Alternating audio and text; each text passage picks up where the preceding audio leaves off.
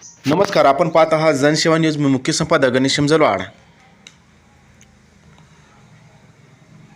नांदेड येथे जिल्हा परिषद कार्यालय समोर उपोषणाला बसलेले पुरुष 7 दिवसापासून आपल्या जी मागणी आहे ती रीतसर त्यांनी समोरप्रमाणे मान्य केली. त्यामध्ये ग्रामसेवकास तत्काळ निलंबित करणे, नंबर 2 ग्रामपंचायत बरखास्त करणे, नंबर 3 बेकायदेशीर ठराव रद्द करणे व डॉक्टर बाबासाहेब आंबेडकर यांच्या स्मारकाच्या नावे ग्रामपंचायतला नोंद करून त्याची प्रत देणे. 4 डॉक्टर बाबासाहेब आंबेडकर स्मारकाच्या नियोजित जागेवरील अतिक्रमण हटविणे. नंबर 5 मौजे गुंटूर तालुका कंधार येथे तत्काळ बुद्धमूर्ती बसविण्यात यावे. 6 राज्यातील दलित अन्याय अत्याचार रोखण्यासाठी सरकार विशेष अधिवेशन घेऊन निकाली काढावे.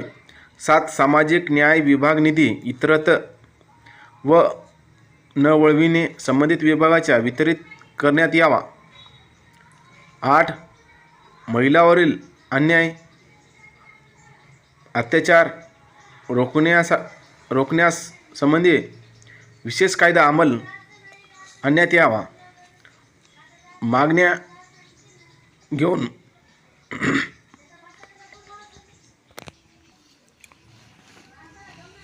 डॉक्टर बाबासाहेब आंबेडकर पुतळा ते जिल्हाधिकारी कार्यालय नांदेड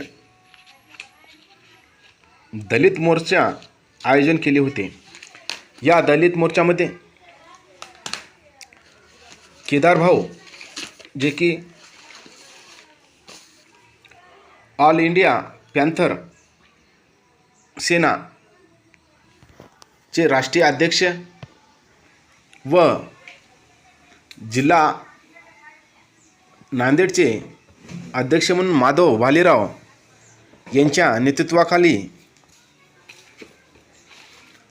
या मोर्चाचे आयोजन केले होते. या मोर्चामध्ये दीपक भाऊ केदार यांनी आपले मत मांडते वेळेस जे की जो शिक्षणासाठी निधी जो वापरत होता तो निधी इतरत्र न खर्च करता त्या योग्य ते जागेच वापरावे असेही त्यांनी आपल्या मोर्चामध्ये स्पष्टीकरण दिलेले आहेत. त्यानंतर 40 वर्षापासून जे आमच्या मागण्या आहेत त्या मागण्या पूर्ण करावे अशीही त्यांनी आपल्या बाजू मांडली आहेत. आणि त्यानंतर दीपक भाऊनं म्हटलं जे की उपोषणकर्त्याचा जीव जाऊ नये यासाठी आम्ही त्यांचं उपोषण सोडवण्यासाठी इथं आलेलो आहे. आणि ज्या कलेक्टरनं आश्वासन दिले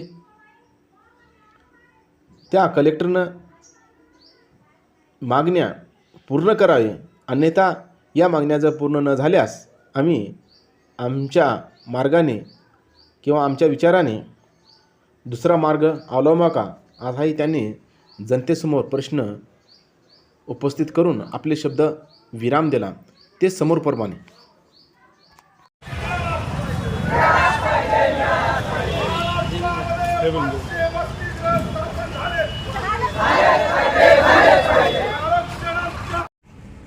ती जी ग्रामपंचायत आहे त्यातले ग्रामसेवक हे त्यात आरोपी आहेत. त्या संदर्भात आता जिल्हा परिषद कार्यालयासमोर आणि देगलूर येथे 2 महिने आंदोलन चाललं, उपोषण चाललं, तरी सुद्धा न्याय मिळत नाही, अतिक्रमण हटत नाही. आणि म्हणून त्या भूमिकेसाठी सुद्धा हा मोर्चा या ठिकाणी आम्ही काढलेला आहे. विशालगडची आपण जर कारवाई बघितली तर तिथं अतिक्रमण काढणं सुरू आहे. दुर्दैवाने अतिक्रमणाच्या नावाखाली विशालगडच्या त्या ठिकाणी जो गोंधळ झाला, एका जातीच्या वस्तीला टार्गेट करून दंगल भडकवण्यात आली आणि त्याच्यानंतर सरकारने अतिक्रमण काढण्याची भूमिका घेतली.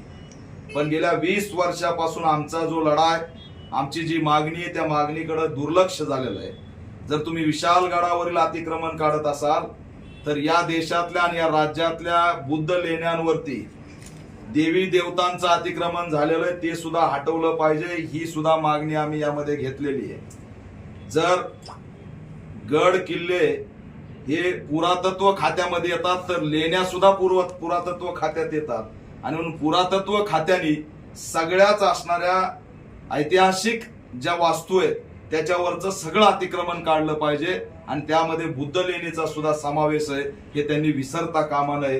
ही सुद्धा आज आमच्या या समाजाचा माणूस या ठिकाणी आलेला आहे आणि बाबासाहेबांचं स्मारक झालं पाहिजे. प्रॉब्लेम काय जिल्हाधिकाऱ्यांना कशासाठी थांबलेले? जागा देणारी मराठा समाजाची भगिनी आहे, स्मारक झालं पाहिजे म्हणणारे मराठा समाजाचे आमचे बांधव आहेत आणि तरी सुद्धा असणार आमचं स्मारक होत नाही, अतिक्रमण हटवलं जात नाही. जे झालं ते झालं. आमच्या उपोषणकर्त्याचा जीव जाऊ देणार नाही. यांना फक्त 1-2 आंदोलन महत्वाचे आहेत. दुसऱ्या आंदोलनाला विमानाने येतील, एक खांद्यावर बसन, एक डोक्यावर बसन. पण आमचे आंदोलन उपोषण 2-2 महिने चालले तरी कुणी बोलत नाही. कारण ते दलितांचे आंदोलन आहे, त्याची काय किंमत त्यांना? ते मूलभूत प्रश्नांचे आंदोलन, त्याची काय किंमत त्यांना? आणि आमच्या शिक्षणासाठी मागासवर्गीय संशोधक फिलोसॉफर्सला पुणे ते मुंबई लॉंग मार्च काढावा लागला. त्या खालापूरला जाऊन मी भेटलो. त्या चालणारे माझ्या बहिणीचे पाय सुजले होते. एक भाऊ म्हणला पाऊस चालू आहे भाई, नदी वाहती असं वाटतं, उडी टाकाव. अरे एक पोलीस त्यांच्या संरक्षणाला लावले. आता कोणी देवदर्शनाला एखादा गेला तर 2-2 पोलीस संरक्षणाला जाते. पण शिक्षण द्या, आमची फिलॉसॉफी द्या म्हणण्यासाठी चाललेल्या तरुणाला संरक्षण. त्याच रस्त्याने आमदार जात होते, मंत्री जात होते, पण एकाचंही ब्रेक लागलं नाही. त्यानंतर म्हणून आम्ही धावून गेलो आणि हा लढा मजबूत केला. हे असणार आमचं काम आहे, हे असणारे आपली चळवळ. म्हणून हा प्रश्न मार्गी लागला पाहिजे. आपल्या आंदोलकाला वाचवण्यासाठी आज माझ्या हाताने मी त्याचं उपोषण सोडवणार आहे आणि जिल्हाधिकाऱ्यांना अल्टिमेटम देतोय, आपण जे आश्वासन दिलं ते पाळा, अन्यथा त्यानंतर घुसून त्या ठिकाणी अतिक्रमण काढल्याशिवाय राहणार नाही. हा इशारा सुद्धा या तात्काळ कारवाई झाली पाहिजे. अशा पद्धतीने आपण सर्व नांदेडचे सजग आंबेडकरवादी, नांदेड ही आंबेडकरी चळवळीची क्रांतीभूमी आहे. ही धाक जवळपास 30 ते 40 लाख अनुयायी तिथे येत असतात, पण अद्यापही तिथले खड्डे बुजवण्याचं काम शासनाने सुरू केलेलं नाही. या संदर्भात काही आंदोलनाची तयारी नाही. त्यांनी हे जाणीवपूर्वक खड्डे खंदून लोकांची वाताहत करायची याच्यासाठीच त्यांनी केलेलं आहे. त्यांनी बुजवलं नाही. तुम्हाला सांगतो, त्यात जो निधी वापरलाय तो सुद्धा सामाजिक न्याय विभागाचा निधी वापरला, शिक्षणाचा निधी तिथं वापरलाय आणि आज अंडरग्राऊंड पार्किंग करत असताना 80-90 कोटी रुपये तिथं उद्ध्वस्त झालेत असं आम्हाला सांगितलं जातंय. एवढा मोठा निधी तुम्ही असाच संपवून टाकला.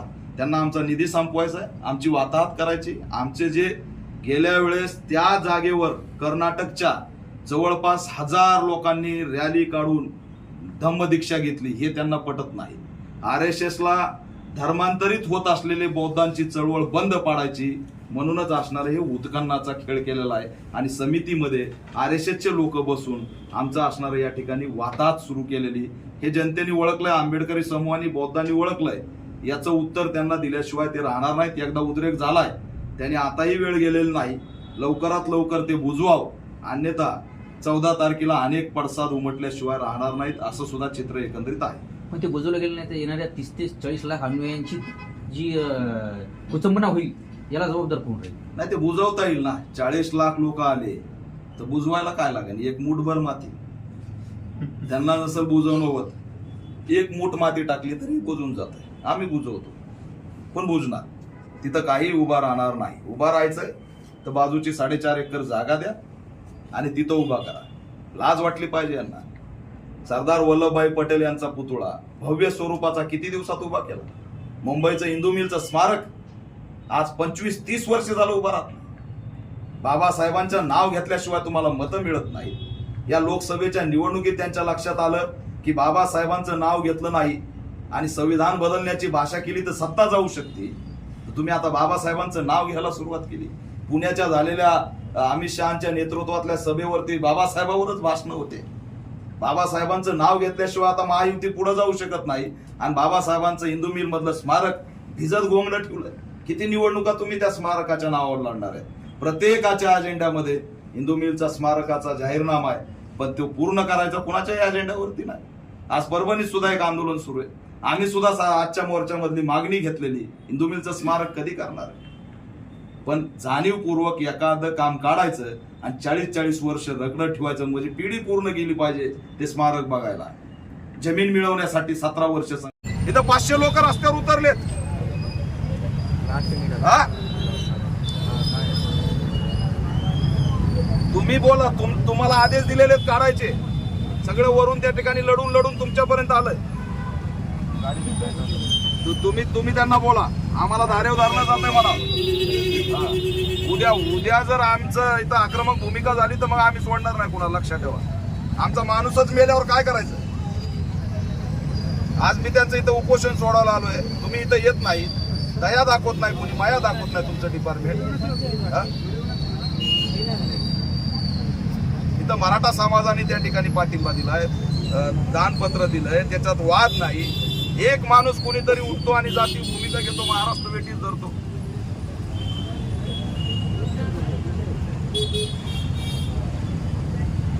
तुम्हाला पत्र दिल्यानंतर तुम्ही पोलिसांना पत्र दिलं, ग्रामपंचायतला दिलं, त्याचे डिटेल देऊ शकता का तुम्ही मला? मी बोलतो त्यांना, तुम्ही सांगा हे उद्रेक आहे.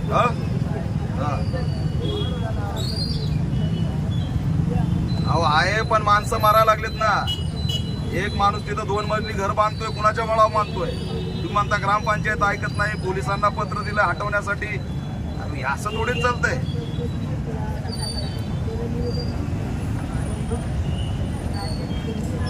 नाही, त्याच्यामध्ये भूमिका घ्या. हो,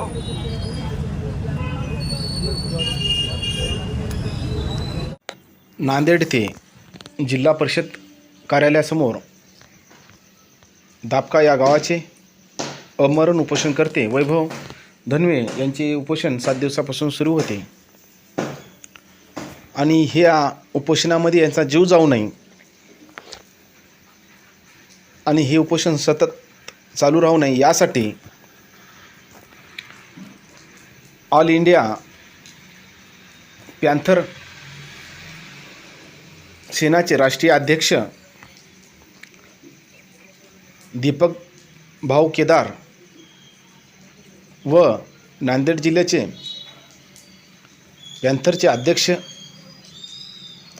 महादेव भालेराव यांच्या उपस्थितीत डॉक्टर बाबासाहेब आंबेडकर पुतळा इथून ते जिल्हाधिकारी कार्यालय नांदेड इत्रोक सर्व दलित बांधव, सर्व महिला वर्ग, तरुण मुलं, प्रौढ या सर्व समाजातील लोकांनी एकत्र मिळून या मोर्चामध्ये समाविष्ट झाला आणि हा मोर्चा काढण्यात आला. काढल्याच्या नंतर वेगवेगळे घोषणा देण्यात आल्या आणि वेगवेगळे विचार मांडण्यात आले. खरोखरच ज्या दापका गावाच्या ज्या समस्या आहेत त्या समस्याला वेळ का लागत आहे का? जे लोक याच्यामध्ये समाविष्ट आहे, ज्या भ्रष्टाचारामध्ये म्हणा, ज्या अनागोंदी कारभारा म्हणा, अजब कारभारामध्ये म्हणा, तर यांच्यावर ताबडतोब कारवाई करून निलंबित का केल्या जात नाही असाही प्रश्न तिथं उपस्थित झाला होता. त्यानंतर जे की महाराष्ट्रामध्ये म्हणा किंवा देशामध्ये म्हणा जे महिला किंवा दलितावर जे अन्याय अत्याचार होत आहे यांचे वर अन्याय अत्याचार हे थांबवण्यात यावे व इतर ज्या समस्या आहेत ते केदारभाऊ यांनी आपल्या विचारामध्ये मांडलेले आहेत. त्यामुळे सदरील वरिष्ठ अधिकारी वर्ग यांनी सूचना दिल्या की अधिकारी वर्गांनी या लवकरात लवकर त्या समस्या मिटवाव्या. जर न मिटवल्यास अन्यथा आम्हाला दुसरा मार्ग अवलंबावा लागेल असेही त्यांनी आपल्या खुल्या शब्दामध्ये आपले विचार मांडून ती भावना व्यक्त केली. आपण पात्रा जनशा न्यूज लाईक करा, सबस्क्राईब करा. जय भीम, वंदे मातरम, जय हिंद, जय शिवाजी हे चॅनल पाहून एकापासून लाखो लोकांना शेअर करा. धन्यवाद.